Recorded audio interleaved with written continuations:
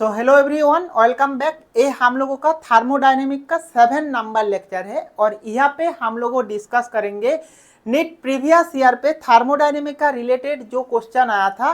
Means जो हम लोग टॉपिक अभी तो कवर किया लेक्चर 1 टू लेक्चर 6, उसका रिलेटेड प्रीवियस ईयर का नीट का क्वेश्चन है। और इसी क्वेश्चन में आपको पता चल जाएगा कॉन्सेप्ट कैसे हम लोगों का बनता है और कैसे वहाँ से हम लोगों का क्वेश्चन आता है। ठीक है, आप लोगों जाके प्लीज लेक्चर 1 टू लेक्चर 6 तक देखो। अगर कुछ आप लोगों का डाउट आए तो डायरेक्टली कमेंट बॉक्स में लिखो एंड बताओ। अगर कुछ डाउट है तो मैं डायरेक्टली कोशिश करूंगा नेक्स्ट वीडियो में सॉल्व करने का, नहीं तो मैं पर्सनली मैसेज करके भी आप लोगों को वो डाउट सॉल्व कर दूंगा। सो ठीक है, चलो कंटिन्यू करते हैं। हमारा जो फर्स्ट क्वेश्चन है, ये are not a state function. So state function ये जो ऑप्शन है Q plus W W Q and del H minus T del S. So कौन सा ऑप्शन सही होगा इसी क्वेश्चन में। सो ये देखने को टाइम हम लोगों को जाना चाहिए प्रीवियस लेक्चर जो इंट्रोडक्शन क्लास था, लेक्चर नंबर 1 थर्मोडायनेमिक, वहाँ पे हम लोगों को डिस्कस किया था state function and path function को बारे पे। स्टेट फंक्शन मीन्स जो प्रॉपर्टी होता है उसमें क्या होता है ना, इनिशियल और फाइनल के ऊपर डिपेंड होता है। Means the property of the system whose value depend on initial and final state of the system do not depend on path follow, that is the state function. State function means internal energy होता है, enthalpy होता है, entropy होता है, Gibbs free energy, temperature, pressure, volume, ये सब initial finally only देखते हैं। पाथ फंक्शन का ऊपर डिपेंड नहीं होता है। और path function means work and heat को बोलते हैं क्या, पाथ फंक्शन। अभी हम लोग हमारा क्वेश्चन देख रहा हो, इसी क्वेश्चन में क्या है देखो, Q प्लस डब्ल्यू लिखा हुआ है। Q प्लस डब्ल्यू मीन्स क्या है, according to first law of thermodynamics, जो U internal energy change equals to Q plus W होता है a first law of thermodynamic में। और हम लोग अभी दिखाए जो U क्या इंटरनल एनर्जी जो होता है वो क्या होता है फर्स्ट लॉ ऑफ थर्मोडायनेमिक में, ए हमारा होता है क्या ना, ए होता है स्टेट फंक्शन, ए स्टेट फंक्शन। सो हम लोगों को एक है ए स्टेट फंक्शन है। ठीक है, सो ए स्टेट फंक्शन है। हमारा क्वेश्चन पे लिखा है not state function. State function कौन सा नहीं है, मीन्स पाथ फंक्शन क्वेश्चन पूछे। ठीक है, सो यू ए हमारा नहीं होगा। ओके, देन देखो अगर हम लोग देखेंगे सेकेंड बाद में देखते, थर्ड बाद में देखते, फोर्थ देखो, फोर में जो लिखा हुआ है del H minus T del S. Del H minus T del S का जो फॉर्मूला है वो हम लोग बाद में देखेंगे। अभी मैं आप लोगों को बताऊंगा del G means free energy equals to क्या, del H minus T del S होता है। और हम लोगों को दिखाई हुआ पे गिब्स फ्री एनर्जी जो है वो आपका क्या है ना, वो हम लोगों का स्टेट फंक्शन है। ठीक है, सो ये भी नहीं होगा। सो ये भी आंसर क्या नहीं होगा। सो अभी हमारा जो दो ऑप्शन बचा है, एक हीट और ये work. Heat work and work, ये हम लोगों का क्या है स्टेट फंक्शन नहीं है, ये है path function. So a path function है option 2 and option 3। Option 2 and 3 कहाँ पे है, वही हम लोगों का क्या होगा तो सही आंसर होगा। ऑप्शन 2 एंड 3 कहाँ पे है, ऑप्शन 2 एंड 3 ऑप्शन ए पे है, इसीलिए हम लोगों का जो सही आंसर है वो है हम लोगों का क्या, ऑप्शन ए हमारा सही आंसर है। ठीक है, चलो नेक्स्ट क्वेश्चन हम लोग देखते ऐसे ही, जो which of the following PV represented the maximum work. So देखो isothermal, isothermal work, isothermal, isothermal. So यहाँ पे पीवी डायग्राम दिया हुआ है, वो पीवी डायग्राम में कौन सा प्लॉट होगा मैं आप लोगों को बताया था। जो प्रीवियस ईयर पे ऐसे टाइप क्वेश्चन आता है, इसीलिए आप कार्व को डायरेक्टली शॉर्ट नोट करके लिख के रखना। हम लोगों का लेक्चर में डिस्कस किया था जो isothermal process, isobaric process, isochoric process, वहाँ पे हम लोगों को दिखाया था जो आइसोथर्मल प्रोसेस का कार्व कैसे होता है। देखो आइसोथर्मल प्रोसेस का कार्व ऐसे होता है। सो अगर ऐसे दिखा जाए तो हम लोगों का क्या होगा ना, आइसोथर्मल प्रोसेस का जो कार्व है कौन सा ऑप्शन है जो PV represented the maximum work, option C हम लोगों का क्या है ना सही आंसर है। इसीलिए आप लोगों को मैं बताया था, आप लोगों कार्व को अच्छा से नोट डाउन करके रखो। कोई भी अगर इस साल आइसोथर्मल रिलेटेड क्वेश्चन पूछे, नेक्स्ट ईयर आपको ऐसे ही टाइप जो एडियोबेटिक कार्ब पूछ सकते। सो इसीलिए आपका यहाँ का ऑप्शन कौन सा होगा, ऑप्शन सही ऑप्शन सी है। ठीक है, नेक्स्ट देखो हम लोगों का ऐसे ही जो पार्ट है, the correct option for free expansion of ideal gas under adiabatic process, ये भी नीट 2020 पे क्वेश्चन आया था। तो नेक्स्ट का जो लेक्चर नंबर 4 पे जाके देखो, फर्स्ट लॉ ऑफ थर्मोडायनेमिक, वहाँ पे हम लोगों ऐसे type question first law of thermodynamic discuss किया। बट ये इसका आंसर देने के लिए हम लोगों वहाँ पे क्या क्या डिस्कस किया थोड़ा आपको बता रहा हूँ। ठीक है, फर्स्ट लॉ ऑफ थर्मोडायनेमिक में डिफरेंट प्रोसेस में, क्योंकि according to first law del U equals to Q plus W होता है। सो अगर देखेंगे उसमें आइसोथर्मल प्रोसेस है, आइसोकोरिक प्रोसेस है, आइसोबारिक प्रोसेस है, उसमें क्या चेंजेस होता है वो जानना चाहिए हम लोगों को। आइसोथर्मल प्रोसेस में टेम्परेचर कॉन्स्टेंट होता है, एंड टेम्परेचर अगर कॉन्स्टेंट है सो डेल टी का वैल्यू कॉन्स्टेंट होता है एंड डेल यू का वैल्यू क्या होता है, कांस्टेंट होता है। ऐसे ही अगर देखेंगे क्या ना, del T constant del U constant होगा तो क्यू इक्वल्स टू क्या है, minus W, and W equals to क्या है, माइनस क्यू है। सो ऐसे अगर देखेंगे तो Q equals to minus N R T L N V two by V one, ये हम लोग पहले ही प्रूव कर चुके हो। ठीक है, सो ऐसे ही अगर देखेंगे, अगर एडियोबेटिक प्रोसेस है, सो एडियोबेटिक प्रोसेस में क्या होता है ना, process which heat is not allowed, so क्या हीट अगर Q इक्वल्स टू 0 होगा तो del U equals to 0 plus W adiabatic हो जाता है। सो U इक्वल्स टू क्या, W होता है। ठीक है, ये आप याद रखो। मीन्स क्या है, एडियोबेटिक एक्सपांशन मीन्स Q का वैल्यू 0 होता है, W के साथ इक्वल होता है। डेल U का वैल्यू 0 है, मीन्स एडियोबेटिक प्रोसेस मीन्स Q का वैल्यू क्या हो गया है, 0 हुआ है। सो हम लोगों को जो ऑप्शन है, option A and option D के अंदर हमें चूज करना पड़ेगा, क्योंकि ऑप्शन ए पे Q का वैल्यू 0 है एंड ऑप्शन डी पे Q का वैल्यू 0 है। Ideal gas adiabatic condition, adiabatic condition means क्या है, Q का वैल्यू क्या होता है ना, 0 होता है। हम लोगों का क्वेश्चन का फर्स्ट ऑप्शन हो गया है। तो ऑप्शन ए और ऑप्शन डी हो सकते, option B and option C क्या होगा, नहीं होगा आंसर। अभी हम लोग देखेंगे क्या ना, free expansion, free expansion means क्या है, जो W work done equals to minus P external into D V होता है। ओके, सो फ्री एक्सपांशन हो रहा है मीन्स क्या ना, ये जो P एक्सटर्नल जो है ना ये 0 हो जाता है। फ्री एक्सपांस हो रहा है मीन्स इसका वैल्यू 0 हो जाएगा।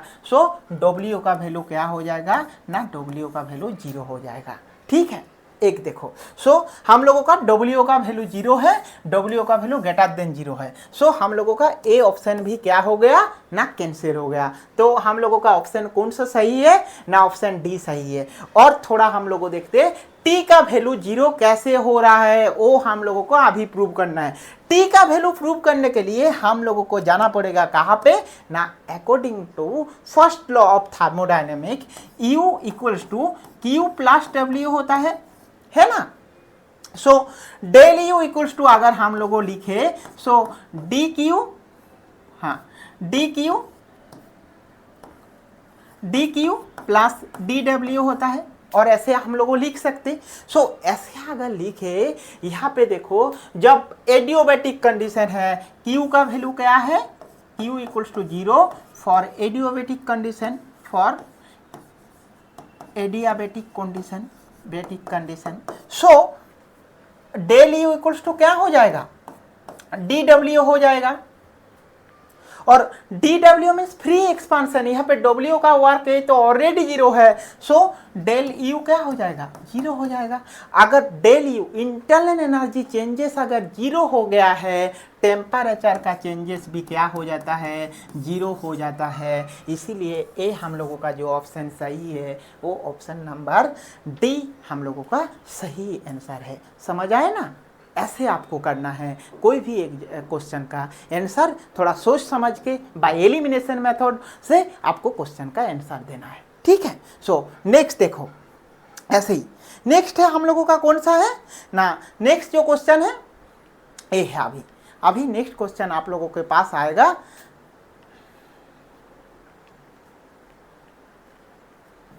हाँ, एक question, 3 mole of an ideal gas, 3 mole of an ideal gas next question आपका जो है वो हम लोगों को अभी देखना है। जो 3 moles of an ideal gas expand spontaneously into vacuum the work done will be, क्या होगा? ये 2010 नीट में आया था आपका ये क्वेश्चन। ये क्वेश्चन का आंसर क्या होगा? ये क्वेश्चन का आंसर देखने के लिए हम लोगों को एक चीज जानना है। आइडियल गैस में जब एक्सपांड होता है, आइडियल गैस एक्सपांड कैसे हो रहा है? In vacuum. वैक्यूम में अगर आइडियल गैस एक्सपांड होता है उसमें वर्क, क्या हम लोगों को वर्क पता है, वर्क फॉर एक्सपांशन मीन्स आपका क्या है? पी एक्सटर्नल इंटू डी होता है। पी ये जो नेगेटिव साइन में दिए, क्यों नेगेटिव साइन दिए? नेगेटिव साइन देने का मतलब है एक्सपांड हो रहा है, और एक्सपांड होता है तो नेगेटिव साइन होता है, ठीक है। So minus P external into D भी वर्क होता है। यहाँ पे क्या बताए ना, वैक्यूम होता है। जब वैक्यूम मीन्स क्या है? पी एक्सटर्नल प्रेशर क्या हो जाता है ना, P external equals to a pressure क्या हो जाता है? वैक्यूम पे 0 हो जाता है। 0 होता है तो वर्क डन क्या हो जाएगा? वर्क डन 0 हो जाएगा। सो इसका जो आंसर है वो आंसर कौन सा होगा ना? ऑप्शन डी हमारा सही आंसर है, ठीक है। अभी हम लोगों का जो नेक्स्ट क्वेश्चन है वो क्वेश्चन हम लोगों को देखना है।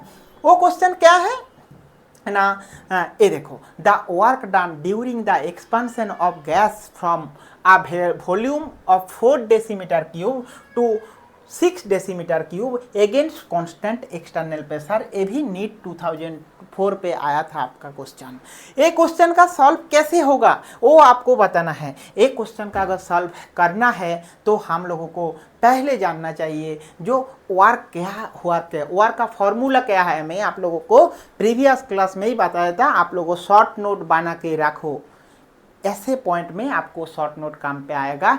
जस्ट फॉर्मूला आपको सोचना है, और मैथमेटिकल कैलकुलेशन बहुत इजी होता है, सिंपल कैलकुलेशन। वो 5-6 क्लास का बच्चा का जो कैलकुलेशन है, एडिशन सब्सट्रैक्शन ऐसे होता है, ये कुछ कॉम्प्लिकेटेड नहीं है, जस्ट आपको सोचना है सही से, ठीक है। सो देखो, the work done during the expansion gas volume 4 decimetre cube two 6 decimetre cube against a constant external pressure of 3 atmosphere is. तो ये क्या होगा आपको ये जानना चाहिए। एक्सटर्नल प्रेशर, एक्सटर्नल ये देखो, during a gas from volume means volume change हो रहा है क्या ना, 4 decimetre cube two 6 decimetre cube हो रहा है। कांस्टेंट एक्सटर्नल प्रेशर लिखा हुआ है, ठीक है। सो कांस्टेंट एक्सटर्नल प्रेशर का वैल्यू कितना दिया हुआ है ना, 3 एटमॉस्फेयर है। सो हम लोगों के पास क्या क्या है, एक है V2 है, वॉल्यूम कितना 6 डेसीमीटर क्यूब है, और आपको जानना चाहिए 1 decimetre cube equals to 1 litre होता है। सो क्या है ना, 1 लीटर है, मीन्स ये आपका क्या होगा 6 लीटर। सो 6 डेसीमीटर क्यूब मीन्स 6 लीटर है। ऐसे ही कंपैरेटिवली V1 इक्वल्स टू कितना होगा ना, V1 का वैल्यू 4 है, सो ये 4 लीटर है, क्योंकि 1 decimetre cube equals to 1 litre.